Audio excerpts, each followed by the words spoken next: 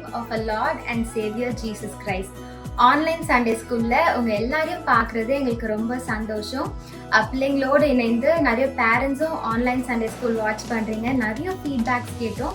தொடர்ந்து பாருங்க, உங்களுக்கு தெரிஞ்ச எல்லாருக்கும் ஷேர் பண்ணுங்க. நம்ம இந்த மந்த் ப்ரேயர்ன்ற டாபிக்ல நிறைய காரியங்களை கத்துக்கொள்ள போறோம்.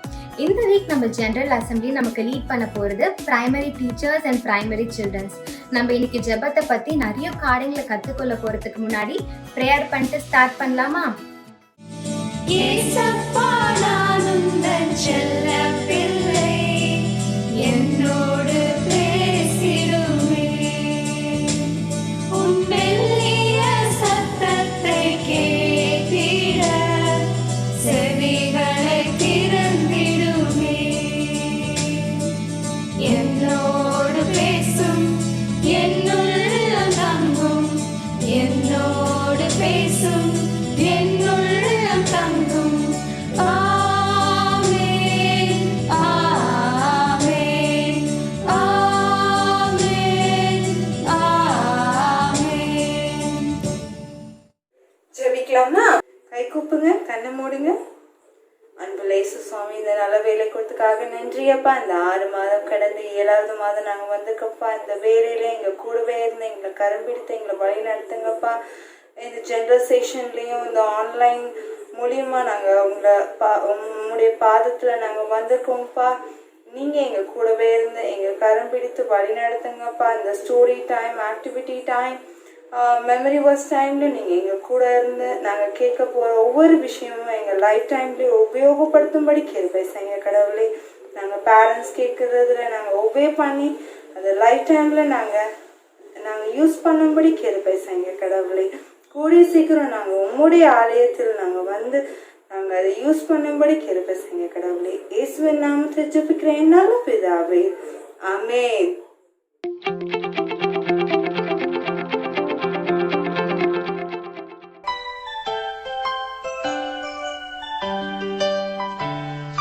Jesus loves the little children, all the children of the world. Red and yellow, black and white, they are precious in His sight. Jesus loves the little children of the world. Jesus loves the little children, all the children of the world. Red and yellow, black and white, they are precious in His sight. Jesus loves the little children of the world.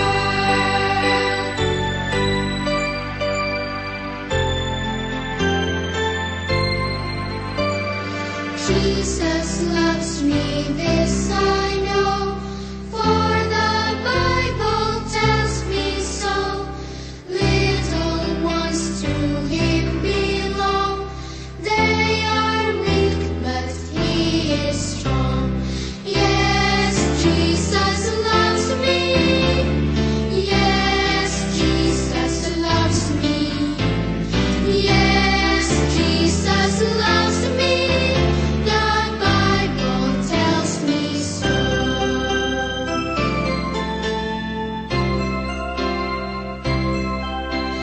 I'm so glad that Jesus loves me. Jesus loves me. Jesus loves me. I'm so glad that Jesus loves me. Jesus loves even me. I'm so glad that Jesus loves me. Jesus loves me. Jesus loves me.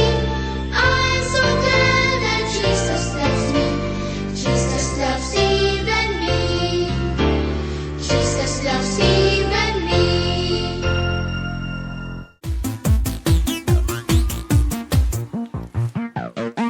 I lay my life down at your feet. You're the only one I need. I turn to you and you are always there. In troubled times it's you I see. I put you first, that's all I need. I humble all I am, all to you. One way, Jesus, you're the only one that I could live for. One way, Jesus, you're the only one that I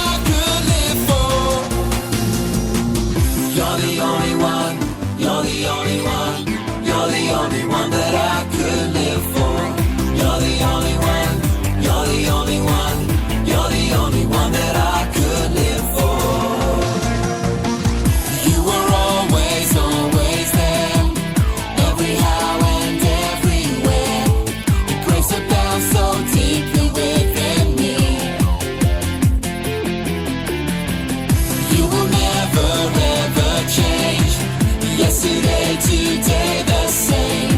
Forever till forever means no end. One way, Jesus, you're the only one that I could live for. One way, Jesus, you're the only one that I could live for. One way, Jesus, you're the only one that I could live for. One way, Jesus, you're the only one that I could live for.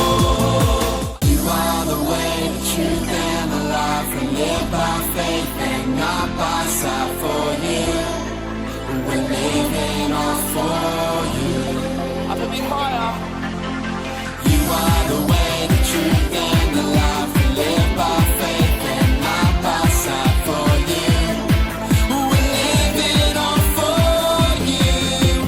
You are the way. You are the way, the truth, and the life. We live by faith and not by sight. For you, we're living all for you. You are the way, the truth, and the life. We live by faith and not by sight. For you, we're living all for you. One way, Jesus, you're the only one that I could live for. One way, Jesus, you're the only one that I could live for. One way, Jesus, you're the only one that I could live for. One way, Jesus, you're the only one that I could live for.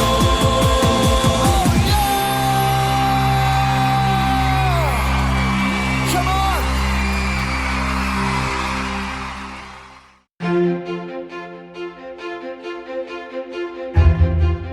1930 ஆண்டு iron Webster எனும் missionary ஜப்பான்ல ஊழியம் செஞ்சாங்க.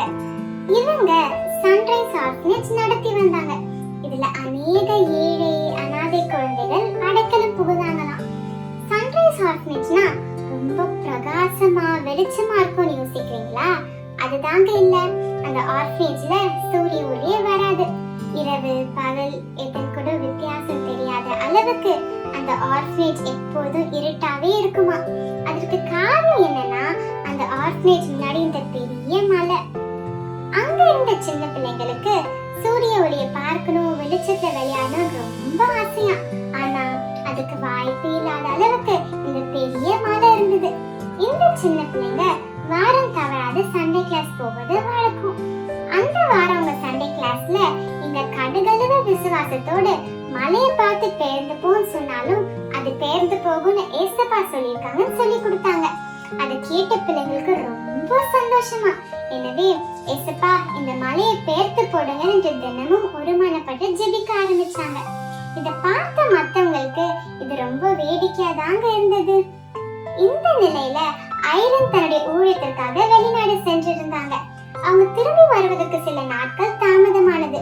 ஆனா அவங்களுக்கு விடுதல இருந்து ஒரு letter வந்தது. எப்போ வீட்டுக்கு வர போறீங்க, சீக்கிரம் வாங்க, உங்களுக்கு ஒரு ஆச்சரியம் காத்து கொண்டிருக்கிறது என்று சொல்லி சின்ன பிள்ளைங்க லெட்டர் அனுப்பிச்சாங்களாம்.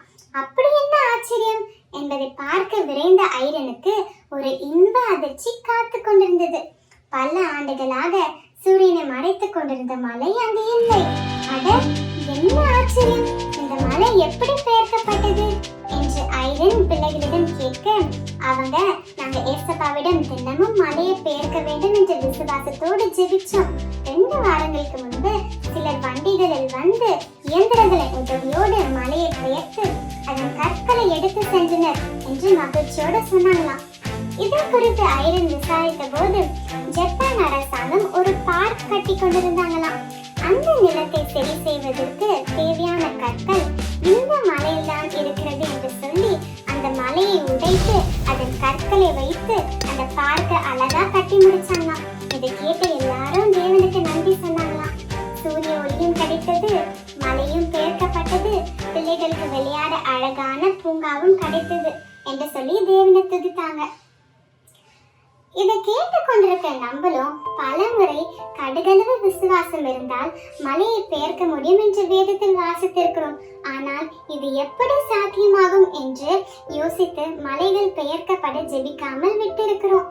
இன்று உங்கள் முன் எப்பேற்பட்ட மலை போன்ற எதிர்ப்புகள் தடைகள் இருந்தாலும் சரி, தடைகளை தகர்க்கும் தேவனிடம் முழு விசுவாசத்தோடு ஜெபிச்சு பாருங்கள். உங்கள் மலையும் மெழுகு போல உருகுவதை பார்ப்பீர்கள். ஜெபத்தின் வல்லமையை ஒருபோதும் குறைவாக மதிப்பிடாதீர்கள். நம் ஜெபிக்கும் ஒவ்வொரு ஜெபத்தையும் நம் பரலோக தேவன் கவனமாக கேட்கிறார், பதிலும் அளிக்கிறார். ஜெபியுங்கள். ஜெபம் காரியங்களை மாற்றும்.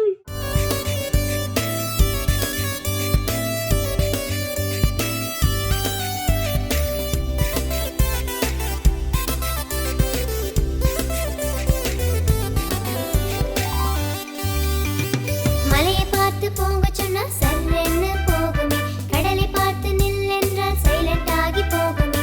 எதனாலே எதனாலே உன் நம்பிக்கையுள்ள ஜெபத்தாலே, எதனாலே எதனாலே உன் நம்பிக்கையுள்ள ஜெபத்தாலே.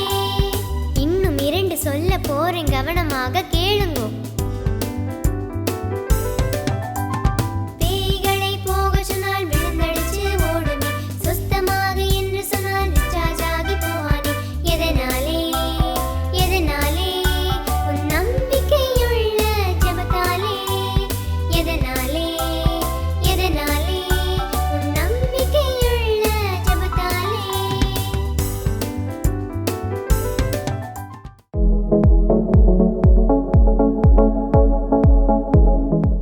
ஹலோ எவ்ரிபடி, என்ன எல்லாரும் சாங்ஸ் தாட் எல்லாமே நல்லா கேட்டாச்சுல்ல? ஸோ இப்போ நம்ம ஒரு குட்டி கேம் ஒன்று பார்க்கலாம், ஓகேங்களா? ஸோ இந்த கேமோட பேர் என்னன்னு பார்த்தீங்கன்னா பிக் அண்ட் ப்ரே, ஓகேவா? ஸோ இந்த கேம் வந்துட்டு அக்கா வந்து உங்களுக்கு சொல்லி கொடுக்க போறேன். நீங்க தான் இந்த கேமை வந்துட்டு இந்த வீக் ஃபுல்லா உங்க வீட்டில் வந்து விளையாட போறீங்க, ஓகேங்களா? ஸோ இந்த கேம்ல வந்துட்டு நீங்க என்ன பண்ணணும்னு நான் சொல்லிடுறேன். இப்போ அக்கா பார்த்துக்கிட்டீங்கன்னா இந்த மாதிரி ஒரு பவுச் ஒன்று எடுத்துக்கிட்டேன், ஓகேங்களா?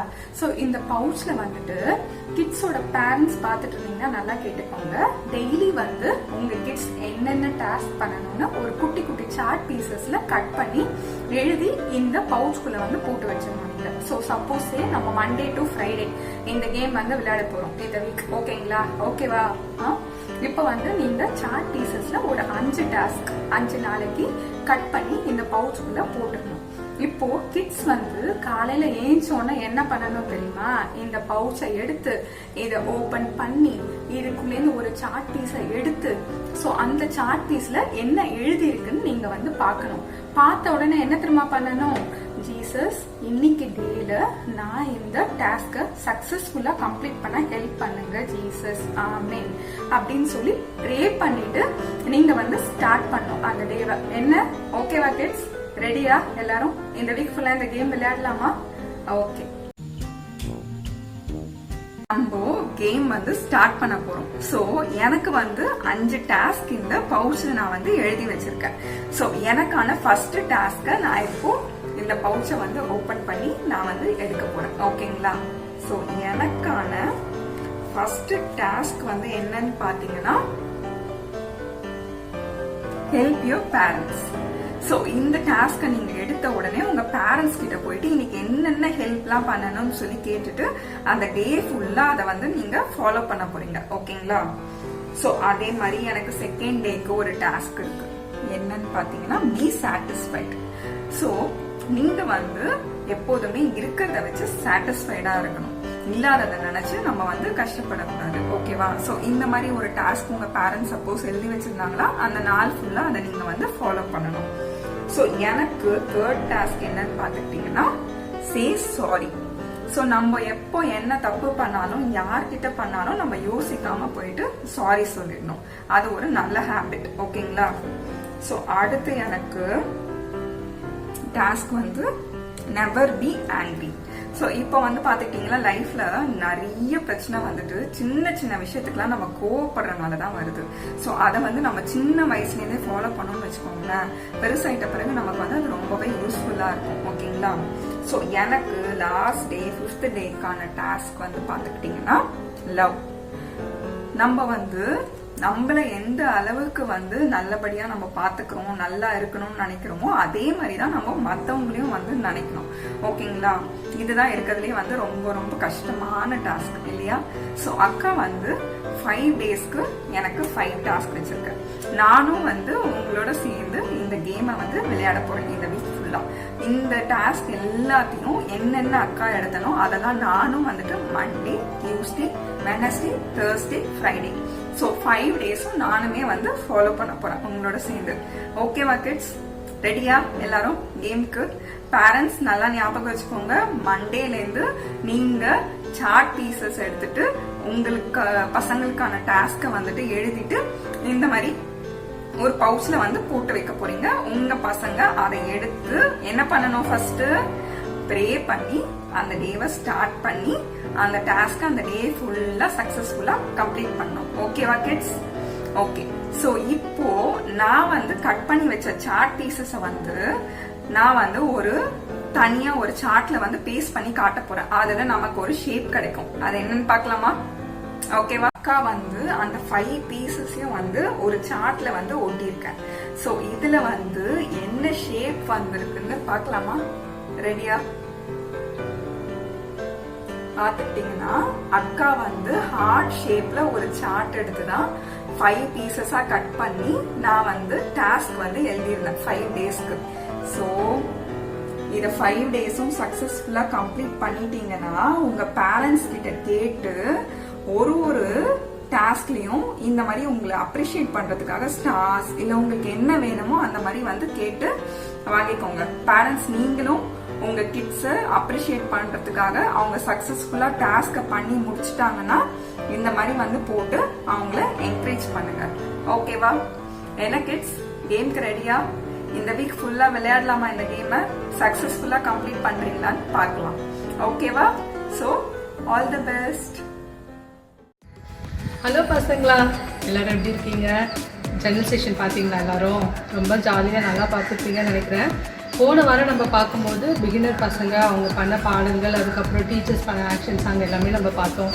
உங்களுக்கு ரொம்ப பிடிச்சிருக்கும்னு நினைக்கிறேன். இந்த வாரமும் அதே மாதிரி பிரைமரி பிள்ளைங்க என்னெல்லாம் பண்ணாங்க நம்ம பார்த்து ரசிச்சோம்ல. சரி, எல்லோரும் இப்போ அடுத்த வாரம் நம்ம யாரெல்லாம் பண்ண போகிறாங்கன்னு சொல்லி நம்ம ரொம்ப ஆவலாக பார்த்துட்ருக்கோம் இல்லையா? அடுத்த வாரம் கண்டிப்பாக ஒரு சர்ப்ரைஸ் இருக்குது உங்களுக்கு. ஓகேவா? சரி, எல்லாம் ஜாப் பண்ணலாமா?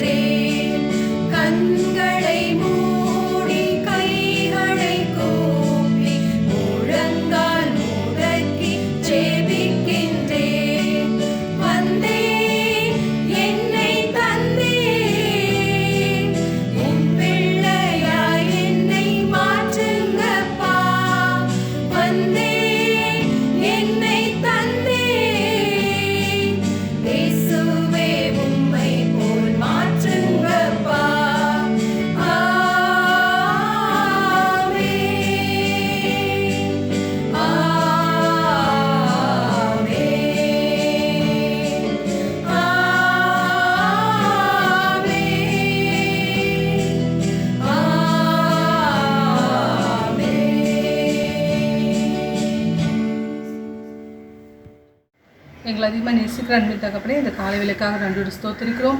எசப்பா மட்டுமா எங்களை பாதுகாத்து வந்துடு, அதுக்காக நன்றியோடு ஸ்தோத்திரிக்கிறோம். ஆண்டவரே எசப்பா, இந்த ஒவ்வொரு பிள்ளைகளும் நீர் ஆசீர்வதிக்கும்படி ஜெபிக்கிறோம்.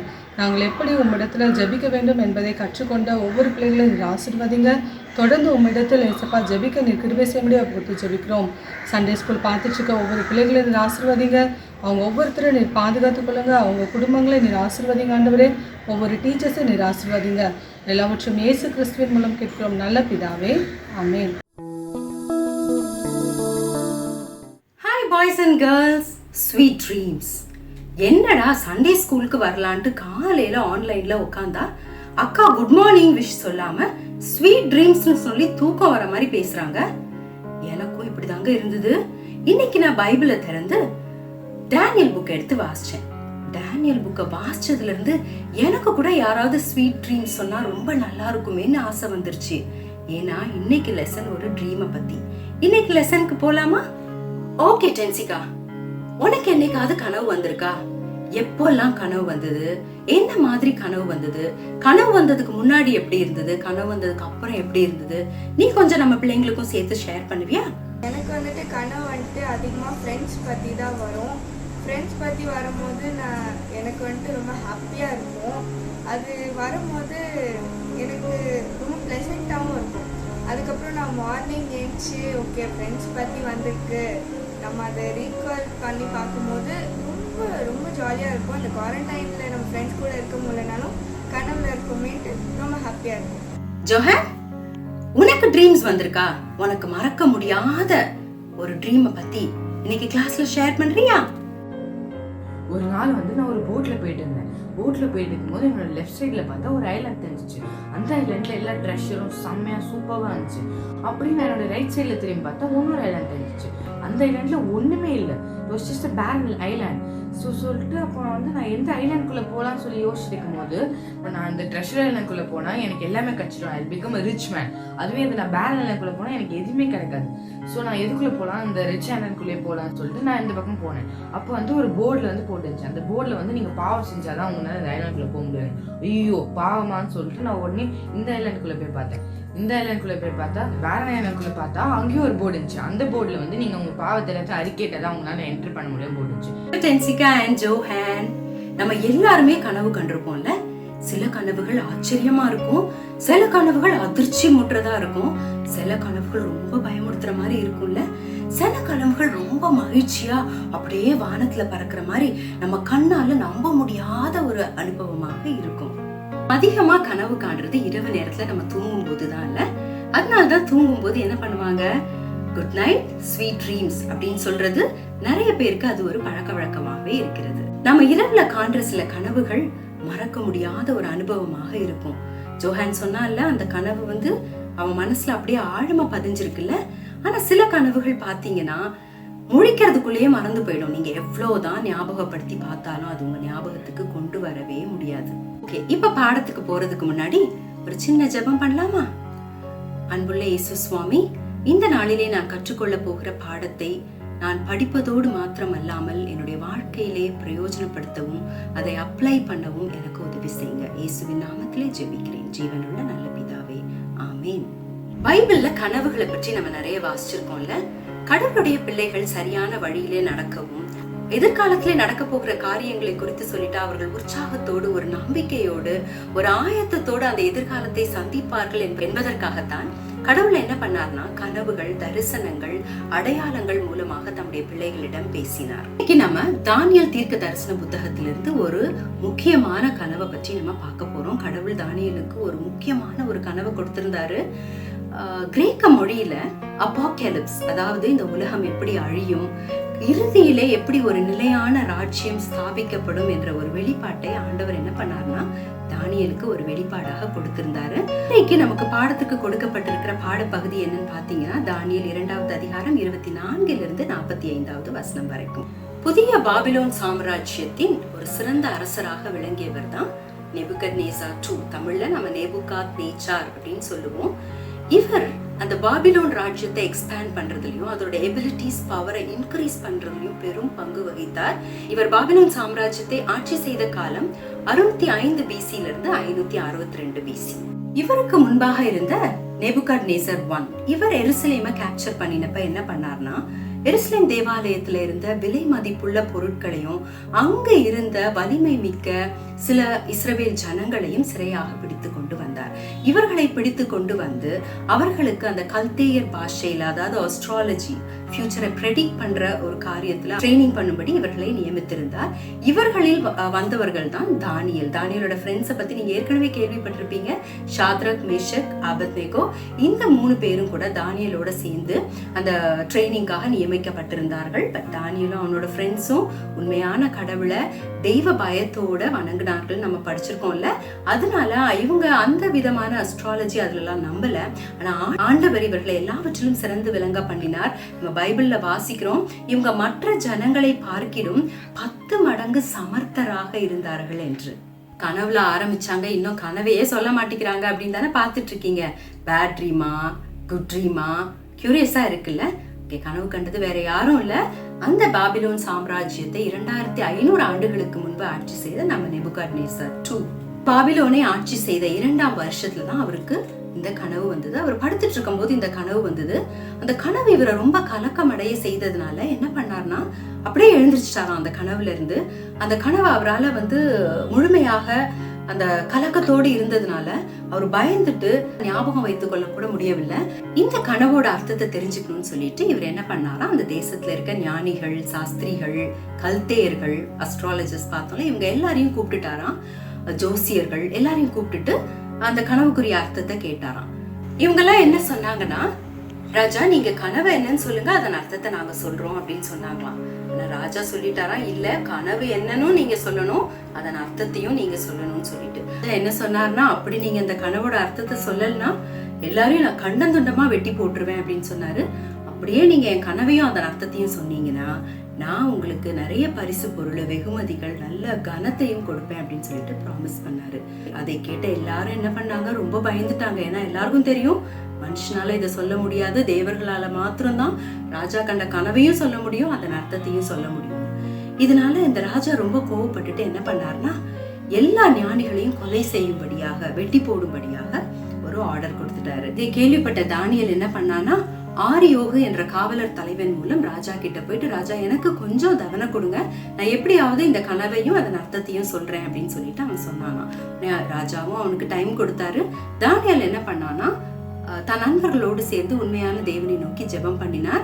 தேவனும் என்ன பண்ணாரு, அந்த கனவையும் அதன் அர்த்தத்தையும் தானியேலுக்கு வெளிப்படுத்தினார். தானியேல் ஆண்டவரை ரொம்ப புகழ்ந்து அவரை ஆராதித்து நன்றி சொல்லி ஆரியோகு மூலம் திருப்பியும் ராஜா கிட்ட வந்து, ராஜாவே நான் அந்த கனவையும் கனவின் அர்த்தத்தையும் சொல்றேன் அப்படின்னு சொல்லிட்டு சொன்னாரு. ராஜா கிட்ட சொன்ன அந்த கனவு என்னன்னு சொல்லிட்டு இப்ப நம்ம பார்க்கலாமா? ராஜாவே, படுக்கையிலே நீர் கண்ட கனவு இதுவே. நீர் ஒரு பெரிய சிலையை பார்த்து, அந்த சிலை மிகுந்த பிரகாசம் உள்ளதாய் இருந்தது. அந்த சிலையின் தலை பசும் பொன்னும், அதன் மார்பும் புயமும் வெள்ளியும், அதன் வயிறும் தொடையும் வெண்கலமும், அதன் கால்கள் இரும்பும், அதன் பாதங்கள் பாதி இரும்பும் பாதி களிமண்ணுமாய் இருந்தது.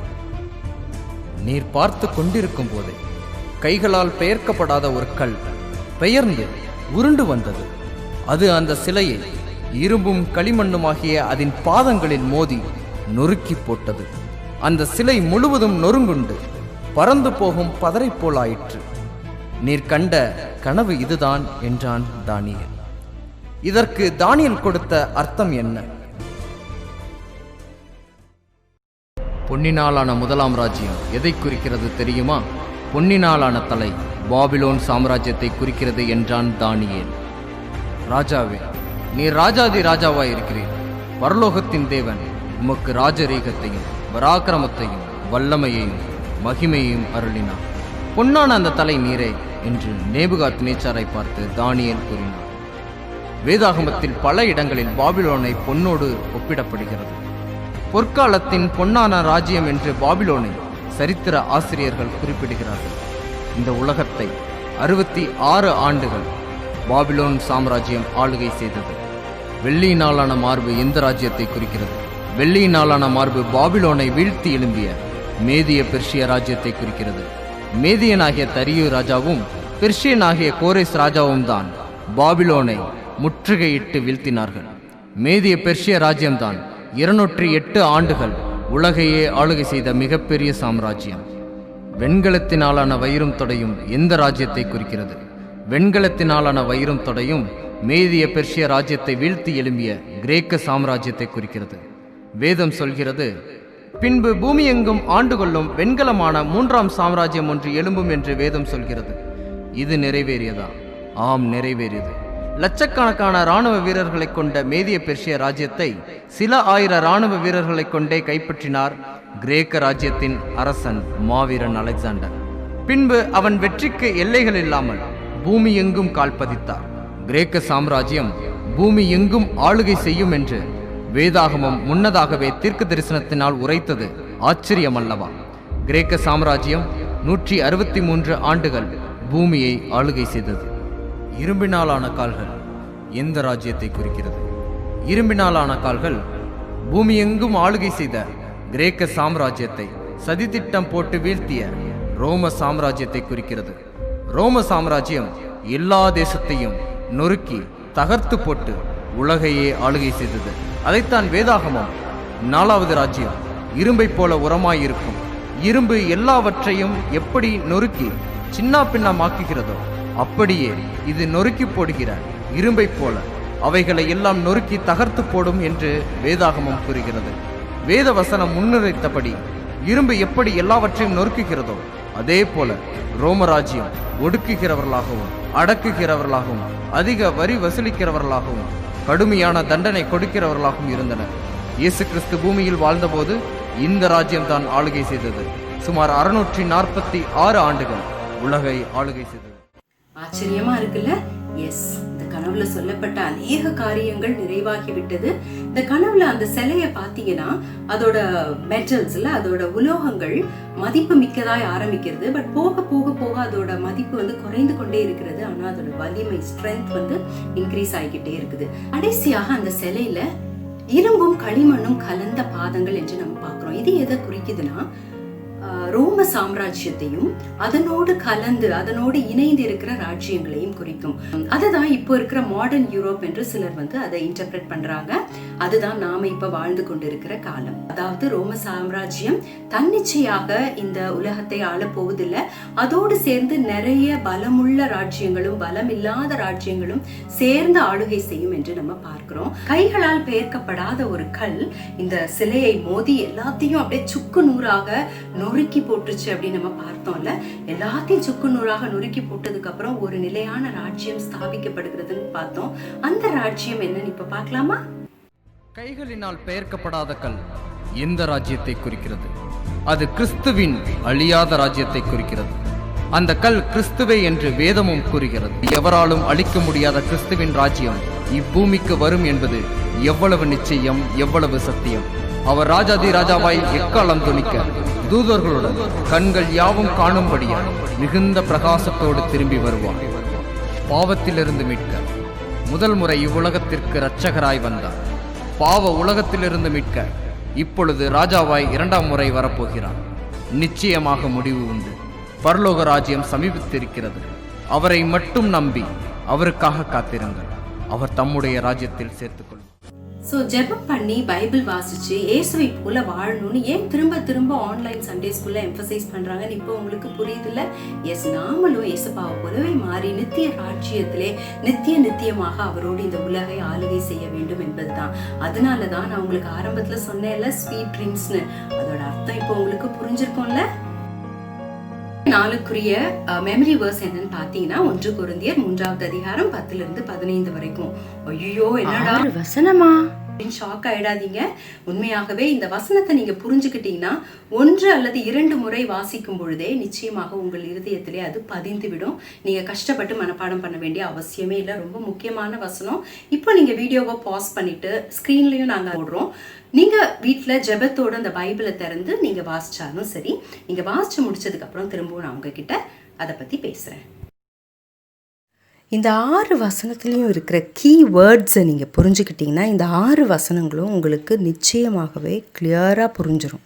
ஃபவுண்டேஷன் பார்க்குறோம், ஜீசஸ் கிரைஸ்ட்டை பார்க்குறோம், லாஸ் பார்க்குறோம், ரிவார்ட் பார்க்குறோம். இல்லை இதெல்லாம் பார்க்கும்பொழுது என்ன தெரியுதுன்னா ஒரு பில்டிங் மாதிரி உங்களுக்கு தெரியுது இல்லை? என்னன்னா ஒரு பில்டிங்கை கட்டும் பொழுது அதுக்கு முக்கியமாக இருக்கிறது என்னன்னு பார்த்தீங்கன்னா ஒரு அஸ்திபாரம். ஸோ இயேசு கிறிஸ்து தான் நம்முடைய வாழ்க்கையிலே அஸ்திபாரமாக இருக்க வேண்டும். இயேசு கிறிஸ்துவை வாழ்க்கையிலே அஸ்திபாரமாக வைத்துக்கொண்டு நம்முடைய வாழ்க்கையை கட்டும் பொழுது நிச்சயமாகவே அந்த வீடு ரொம்ப அழகாக இருக்கும். ஒருவேளை தங்கத்தில் செஞ்சுருக்கலாம், வெள்ளியில் செஞ்சுருக்கலாம், பதரில் செஞ்சுருக்கலாம்.